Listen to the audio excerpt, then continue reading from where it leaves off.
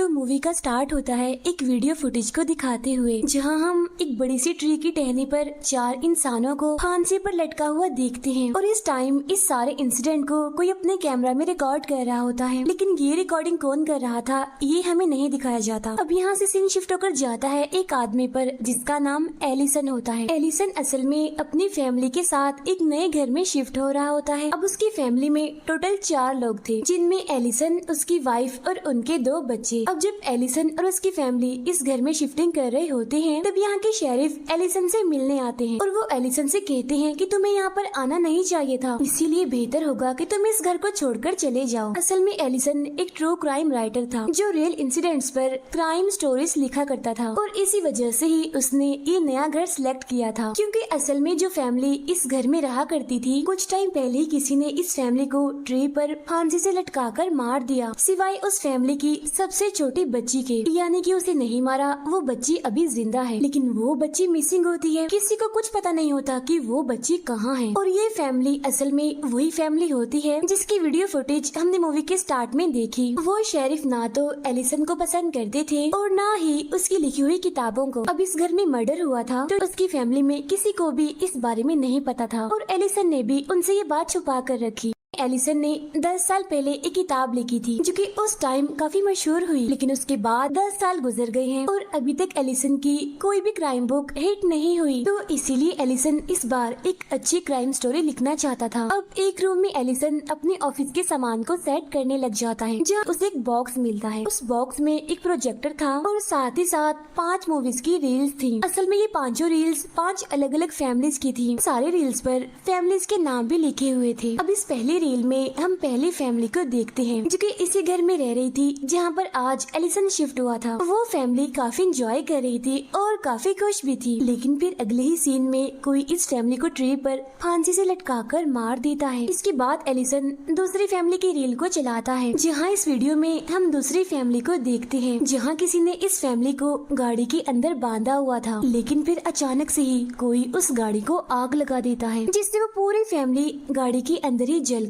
मारी जाती है। अब इन दोनों रील्स को देखकर एलिसन थोड़ा कंफ्यूज हो जाता है और थोड़ा डिस्टर्ब भी, और वो यहाँ पर ये सोचने लगता है कि आखिर ये वीडियोस रिकॉर्ड किसने की होंगी और इन फैमिलीज को किसने मारा और ये रील्स यहाँ पर इस घर में कैसे आई। लेकिन अब इससे पहले कि एलिसन वो तीसरी रील देखता, एलिसन को वहाँ अपने घर पर अजीब तरह की आवाजें आने लगती हैं, और जब एलिसन उन आवाजों को फॉलो करता है तो उसे वहाँ पर मिलता है एक बॉक्स जिसके अंदर उसका बेटा होता है काफी अजीब हालत में। साथ ही साथ वो जोरों से चिल्ला भी रहा होता है। अब ये देखकर एलिसन और उसकी वाइफ जल्दी से अपने बेटे को बाहर खुली हवा में ले जाते हैं, जिससे वो दोबारा से अपने नॉर्मल हालत में आ जाता है और सो जाता है। असल में इस बच्चे ने एक काफी बुरा ड्रीम देखा था जो कि काफी डरावना था, और इसी वजह से डरते डरते वो नींद में यहाँ से वहाँ पहुँच गया। बाद में उसे इतना डर लगा कि वो चिल्लाने लगा। इसके बाद अगले दिन हमें सुबह का सीन दिखाया जाता है जहाँ पर दोनों बच्चे स्कूल चले जाते हैं, जहाँ बाद में एलिसन तीसरी फैमिली की रील को प्ले करता है, जहाँ इस वीडियो में हम तीसरी फैमिली को देखते हैं जो कि पूल साइड पर आई हुई थी और वो लोग काफी एंजॉय कर रहे थे। लेकिन फिर अगले ही सीन में हम देखते हैं कि इस पूरी फैमिली को किसी ने बेड से बांधा हुआ था, लेकिन फिर कोई एक एक करके उस पूरी फैमिली को बेड समेत ही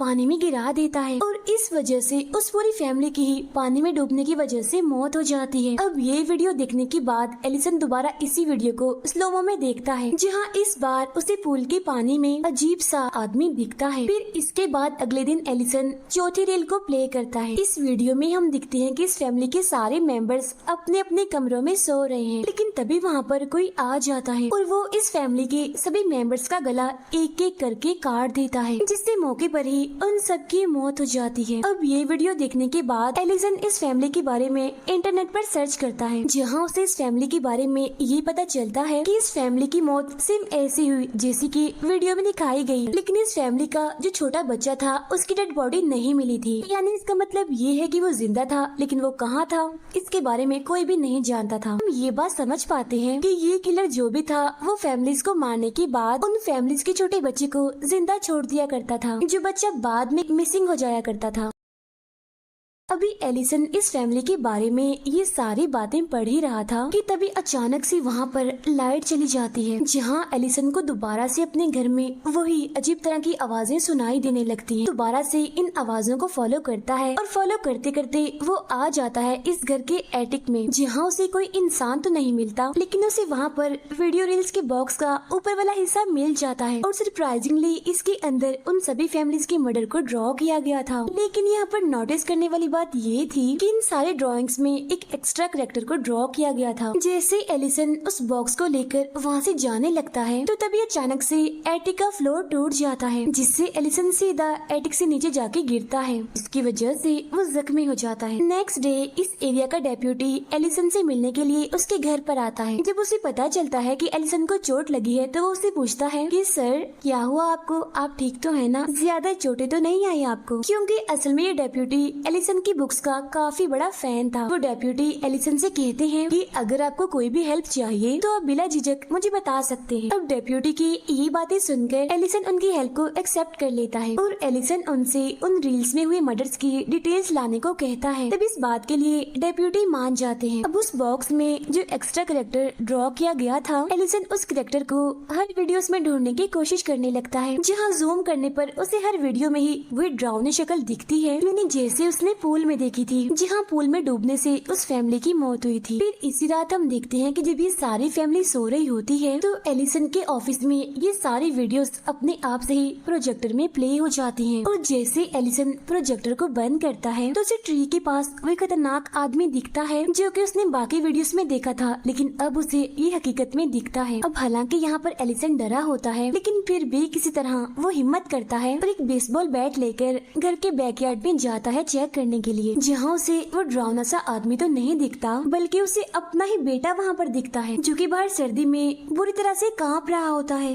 और इस सीन में हम एलिसन के पीछे उन सारे बच्चों के स्पिरिट्स को भी देखते हैं, यानी जिन फैमिलीज की मौत उन रील्स में देखी थी। अगली सुबह डेप्यूटी बताते हैं कि मैं उन सारे मर्डर्स पर अच्छे से रिसर्च कर रहा हूँ, लेकिन मैंने उन वीडियोस में एक कॉमन सिंबल हर जगह पर देखा है और मेरा ख्याल है कि हमें इन सारी चीजों के लिए एक प्रोफेसर के पास जाना चाहिए, जिन्हें मैं जानता हूँ क्योंकि वो एक प्रीस्ट है, साथ ही साथ वो इन सारी चीजों के बारे में काफी एक्सपर्ट भी है। इसी रात एलिसन आखिरी रील को प्ले करता है, जहाँ इस बार एक फैमिली को एक ग्रास कटर से काफी बुरी तरह से काट कर मार दिया जाता है। एलिसन इस वीडियो को देखकर काफी डिस्टर्ब हो जाता है और इसीलिए वो उस प्रोफेसर से वीडियो कॉल पर बात करता है। यहाँ एलिसन उस प्रोफेसर को उन वीडियोस में हुए मर्डर और सिंबल्स के बारे में बताता है। तब इन सबको देखकर प्रोफेसर बताते हैं कि ये सिंबल असल में एक डीमन से रिलेटेड है। ये डीमन फैमिलीज के सारे मेंबर्स को मारकर उस फैमिली के एक बच्चे को अपने साथ ले जाता है सोल वर्ल्ड में। वहाँ जाने के बाद वो उस बच्चे को कैद कर लेता है और फिर एक टाइम ऐसा आता है जब वो उस बच्चे को खा लेता है। अब इस घर में दोबारा से हम उन्हीं मिसिंग बच्चों की सोल्स को देखते हैं, यानी जिन मिसिंग बच्चों को वो डीमन ले गया था अपने साथ सोल वर्ल्ड में। वो सभी बच्चे इस घर में इधर से उधर, यहाँ से वहाँ भाग रहे थे। और इतना ही नहीं, बल्कि एलिसन की जो बेटी होती है उससे भी अब ये मिसिंग बच्चे दिखने लगे थे। और अब क्योंकि ये बच्ची काफी अच्छी ड्राइंग कर लेती थी, तो इसीलिए वो अपने रूम की वॉल्स पर इन्हीं मिसिंग बच्चों की ड्राइंग्स बनाने लगती है। और इन्हीं ड्राइंग्स की वजह से एलिसन की वाइफ को ये बात पता चल जाती है कि इस घर में कुछ फैमिलीज के मर्डर हुए थे और इसी वजह से एलिसन ने इस घर को चूज किया और उसने आज तक ये बात अपनी फैमिली से छुपा कर रखी। इस वजह से एलिसन की वाइफ उस पर काफी गुस्सा करती है, जहाँ बाद में इन दोनों के बीच बहस हो जाती है। इसी रात को एलिसन को फिर से इस घर के एटिक से आवाजें आने लगती हैं और जब वो ऊपर जाता है तो वो देखता है कि वहाँ उन सारे मिसिंग बच्चों की सोल्स एक साथ बैठी हुई हैं और वो प्रोजेक्टर में उन वीडियो रील्स को देख रहे होते हैं। और जैसे ही वो एलिसन को देखते हैं तो वो उसे बिल्कुल चुप रहने के लिए कहते हैं। अभी एलिसन ये सब कुछ देख ही रहा होता है तो तभी वहाँ पर अचानक से एलिसन के सामने वही डीमन आ जाता है, जिसे देखकर एलिसन इतना डर जाता है कि वो दोबारा से एटिक से नीचे गिर जाता है। अब इन सारी चीजों को देखते हुए एलिसन टाइम ज़ाया ना करते हुए उस प्रोजेक्टर और उन सारे फिल्म रील्स को एक साथ जला देता है और उसी रात ही वो अपनी फैमिली के साथ उस घर को छोड़ देता है और वापिस से अपने पुराने घर में आ जाता है। अब नेक्स्ट डे अपने पुराने घर में वापिस आने के बाद एलिसन दोबारा से उस प्रोफेसर से बात करता है, जहाँ वो प्रोफेसर एलिसन को बताते हैं कि वो डीमन असल में अपनी दुनिया से हमारी दुनिया में तभी आ सकता है जब कहीं ना न कहीं पर उसकी पिक्चर्स और उसकी वीडियोस हों। और अब यहाँ पर एलिसन अपने लैपटॉप से मर्डर से रिलेटेड सारी चीजों को फौरन ही डिलीट कर देता है। लेकिन तभी यहाँ पर एलिसन के पास डेप्यूटी की कॉल आती है। यहाँ वो एलिसन को ये बात बताते हैं कि मैंने उन सारे मर्डर्स को अच्छे से एग्जामिन कर लिया है, मुझे एक खतरनाक बात पता चली है। और वो बात ये है कि एलिसन असल में आपको वो घर छोड़ना नहीं चाहिए था, क्योंकि हर वो फैमिली जो उस डीमन का शिकार हुई वो पहले उसी घर में रह रही थी जहाँ पर एलिसन रह रहा था। लेकिन फिर जैसे ही उन फैमिलीज ने घर चेंज किया तो वैसे ही वो फैमिलीज मारी गयी। और अब यहाँ पर एलिसन को इस घर के एटिक से भी अजीब तरह की आवाजें सुनाई देने लगती हैं। और जब एलिसन चेक करने के लिए वहाँ पर जाता है तो उसे वहाँ पर दोबारा से वही बॉक्स मिलता है, यानी जिसमें वही प्रोजेक्टर और उन फैमिलीज की रील्स थी। सभी चीजों को तो एलिसन ने पिछली रात ही जला दिया था, तो फिर यहाँ पर ये कैसे आई और बिल्कुल सही सलामत। और तो और एलिसन को इस बार उन रील्स के अलावा एक और रील मिलती है। और जब एलिसन इस रील को प्रोजेक्टर में प्ले करता है तो यहाँ पर हम देखते हैं कि हर वो फैमिली जो उन रील्स में मरी थी उन्हें किसी और ने नहीं बल्कि उनके अपने घर के ही बच्चों ने मारा था, यानी जो मिसिंग हो गए थे, क्योंकि असल में उस डीमन ने उन बच्चों को पोजेस्ट कर लिया था। और जब डीमन ने उन बच्चों के जरिए उनकी फैमिलीज को मरवा दिया तो उसके बाद डीमन उन सभी बच्चों को अपने साथ ले गया अपनी दुनिया में, यानी सोल वर्ल्ड में, जहाँ बाद में उन बच्चों के बारे में ये बात फैल गई कि वो बच्चे मिसिंग हो गए हैं, लापता हो गए हैं। खैर अभी एलिसन इस वीडियो को देख ही रहा होता है कि तभी उसे अजीब सा महसूस होने लगता है। और जब वो अपनी कॉफी वाला कप चेक करता है तो वो उसमें अजीब तरह की ग्रीन कलर की एक चीज देखता है। यहीं पर एलिसन को एक नोट भी मिलता है जिस पर लिखा हुआ था गुड नाइट डैडी। और अब जैसे ही एलिसन इस नोट को पढ़ता है तो वो फौरन से ही बेहोश हो जाता है। जब एलिसन को होश आता है तो वो खुद को और अपनी फैमिली के बाकी मेंबर्स को बंधा हुआ पाता है, सिवाय उसकी छोटी बेटी के। अब यहाँ पर हम एलिसन की बेटी को देखते हैं जिसके एक हाथ में तो वीडियो कैमरा था और उसके दूसरे हाथ में एक एक्स होती है, यानी एक कुल्हाड़ी। यहाँ वो अपने फादर एलिसन की रिकॉर्डिंग करते हुए उनसे कहती है डोंट वरी पापा, I make you famous again. ऐसा कहने के बाद वो बच्ची अपने फादर और अपनी पूरी फैमिली को उस एक्स से काट कर मार देती है। फिर नेक्स्ट सीन में हम उस पूरे रूम में सिर्फ खून ही खून देखते हैं, साथ ही साथ कुछ जगहों पर डीमन के सिंबल्स भी बने हुए थे। यहाँ पर हम देखते हैं कि एलिसन की बेटी रील्स के बॉक्स में अपनी फैमिली के मर्डर की ड्राइंग बना रही होती है, यानी बिल्कुल उसी जगह पर जहाँ बाकी फैमिलीज की ड्राइंग ड्रॉ की गई थी। इसके बाद हम देखते हैं कि यहाँ पर डीमन आता है, फिर वो एलिसन की बेटी को अपनी गोद में उठाता है और उसे वहाँ से लेकर वो प्रोजेक्टर के अंदर चला जाता है और वो वहाँ से उसे लेकर सीधा जाता है अपनी दुनिया में, यानी सोल वर्ल्ड में। नेक्स्ट सीन में हमें दोबारा से वही रील्स वाला बॉक्स दिखाया जाता है, लेकिन इस बार उन रील्स में एक नई रील होती है और ये रील एलिसन की फैमिली के मर्डर की होती है।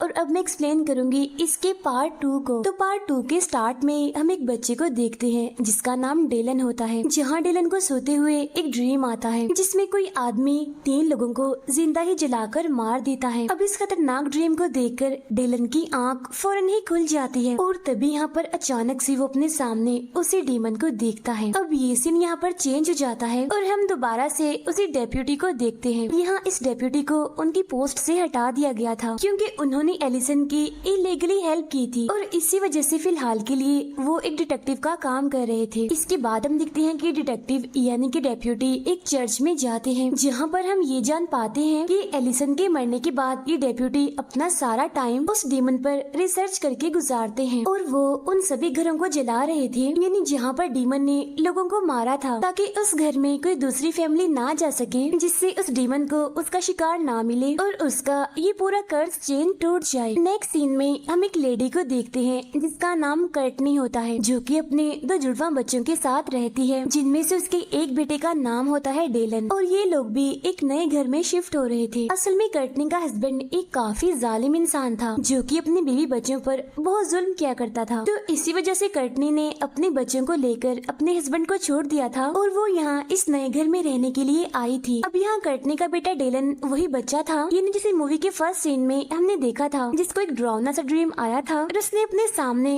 उस डीमन को भी देखा था। असल में ये लोग अभी जिस नए घर में शिफ्ट हुए थे, ये घर उस डीमन के विक्टिम्स वाले घर में से एक था। और जब से ये लोग यहाँ पर इस नए घर में आए थे, डेलन को तभी से इस घर में अजीब तरह की चीजें नजर आ रही थी। साथ ही साथ वो यहाँ पर उन मिसिंग बच्चों की सोल्स को भी देख पा रहा था और ये टोटल 5 बच्चों की सोल्स होती हैं। अब इन मिसिंग बच्चों में से एक बच्चा एक दिन डेलन के पास आता है और उसे अपने साथ वो घर के बेसमेंट में ले आता है, जहाँ एक दूसरा बच्चा डिलन को अपनी फैमिली की रील दिखाता है और अब ये लोग इस रील को प्ले करते हैं। यहाँ पर हम देखते हैं कि इस बच्चे की पूरी फैमिली को तालाब के ऊपर लटकाया गया है, लेकिन तभी अचानक से एक मगरमच्छ बाहर निकल कर आता है और फैमिली के सभी मेंबर्स को जिंदा ही वो निगल लेता है। और अब ये वीडियो देखकर डिलन काफी डर जाता है, इसीलिए वो फौरन वहाँ से यानी बेसमेंट से अपने कमरे की तरफ भागता है। इसके बाद हम दोबारा से डेप्यूटी को देखते हैं जो कि डीमन के विक्टिम्स वाले घरों को एक एक करके जलाता जा रहा था। तब उसे इस सभी के दौरान एक घर के बारे में पता चलता है जो कि असल में एक टाउन में होता है और अब डेप्यूटी फौरन ही उस घर को जलाने के लिए निकल पड़ते हैं। लेकिन अनलकीली यहाँ पर पहुंचकर उसे पता चलता है कि कुछ टाइम पहले ही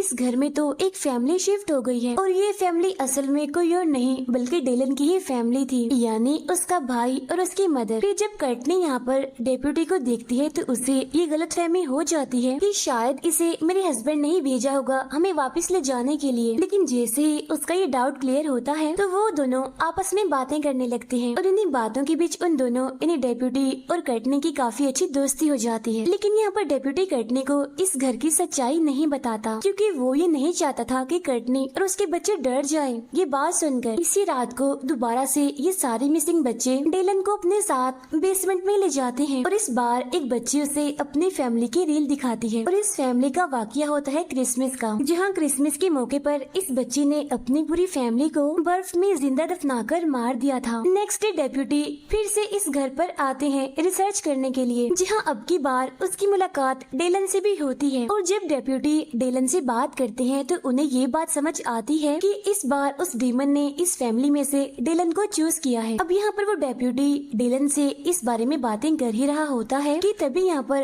कर्टनी का हस्बैंड आ जाता है अपने बच्चों को वापस ले जाने के लिए। यहाँ पर वो अपने साथ कुछ पुलिस ऑफिसर्स को भी लाया होता है। फिर जब ये लोग कर्टनी के बच्चों को अपने साथ ले जा रहे होते हैं कि तभी यहाँ पर डेप्यूटी अपना एक्सपीरियंस इस्तेमाल करते हुए उनसे लीगल पेपर मांगता है। लेकिन अब क्योंकि इनके पास पेपर्स नहीं थे तो कर्टनी के हस्बैंड और उन पुलिस ऑफिसर्स को यहाँ से खाली हाथ ही वापस जाना पड़ता है। अब उस डेप्यूटी की इतनी बड़ी हेल्प के बाद कर्टनी और डिलन डेप्यूटी से कहती हैं कि आज रात आप हमारे साथ हमारे घर पर ही रुक जाइए और तब इस बात पर डेप्यूटी भी मान जाता है। फिर रात को खाना खाने के बाद कर्टनी और डेप्यूटी एक दूसरे से अपनी अपनी लाइफ की बातें कर रहे होते हैं और इस तरह से उनके बीच एक बॉन्ड सा बनता जा रहा था। इसी रात दोबारा से वो मिसिंग बच्चा डिलन को अपने साथ बेसमेंट में ले जाता है, जहाँ इस बार एक दूसरा बच्चा डिलन को अपनी फैमिली की रील दिखाता है, जहाँ हम देखते हैं कि इस बच्चे ने अपनी पूरी फैमिली को किचन में बांधा हुआ था, जहाँ बाद में उसने अपनी फैमिली को इलेक्ट्रिक शॉक देकर मार दिया। अब यहाँ पर दोबारा से डिलन इन वीडियोस को नहीं देख पाता, इसीलिए अब की बार भी वो यहाँ से चला जाता है। लेकिन अब की बार डिलन का भाई उसको देख लेता है वहाँ से वापस आते हुए। इसी वजह से वो सीधा जाता है बेसमेंट में और वहाँ जाकर वो उस बच्चे से पूछता है कि तुम ये वीडियोस मेरे भाई को डिलन को ही क्यों दिखाते हो, मुझे क्यों नहीं दिखाते। तब इस बात पर वो मिसिंग बच्चा कहता है वो इसलिए क्योंकि उस डीमन ने तुम्हारे भाई डिलन को ही चूज किया है न कि तुम्हें, क्योंकि अभी तुम इस काबिल नहीं हो। और अब ये सुनकर डिलन का भाई उससे जलने लगता है। Next morning deputy